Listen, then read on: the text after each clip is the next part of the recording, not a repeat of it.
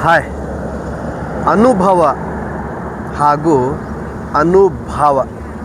ಅನುಭವ ಹಾಗೂ ಅನುಭಾವದ ಮಧ್ಯೆ ಇರುವ ಅಂತರ ಏನು ಅಂತಂದರೆ, ಉದಾಹರಣೆಗೆ ನಾನು ಒಂದು ಲಿಂಬೆಹಣ್ಣು ತಗೊಂಡು ಒಂದರಲ್ಲಿ ಎರಡು ಕಟ್ ಮಾಡಿಬಿಟ್ಟು ಒಂದು ಲಿಂಬೆಹಣ್ಣು ನಾನು ತಿನ್ನೋದು, ಇದು ಅನುಭವ. ಈಗಾಗಲೇ ನಾನು ಲಿಂಬೆಹಣ್ಣು ತಗೊಂಡು ಕಟ್ ಮಾಡಿ ಅರ್ಧ ಲಿಂಬೆಹಣ್ಣು ಏನು ತಿನ್ನಲ್ಲ, ಇದು ಅನುಭವ.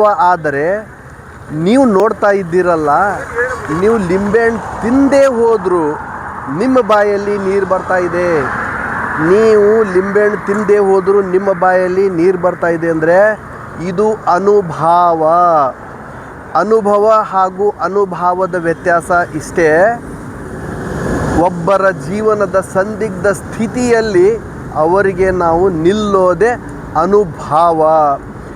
ಹಾಗಾದರೆ ಅನುಭವ ಹಾಗೂ ಅನುಭಾವದ ವ್ಯತ್ಯಾಸ ದೇಹಕ್ಕೆ ಹೇಗೆ ಅರ್ಥ ಆಯಿತು ಅಂತಂದರೆ, ದೇಹದಲ್ಲಿರುವ ಎಲ್ಲ ನರಮಂಡಲಗಳು ಸರಿಯಾಗಿ ಕೆಲಸ ಮಾಡ್ತಾ ಇದೆ ಅಂದಾಗ ಮಾತ್ರ ಅನುಭವ ಹಾಗೂ ಅನುಭಾವದ ಸ್ಪರ್ಶ ದೇಹಕ್ಕೆ ಆಗ್ತಾ ಇದೆ ಅಂತ ಅರ್ಥ.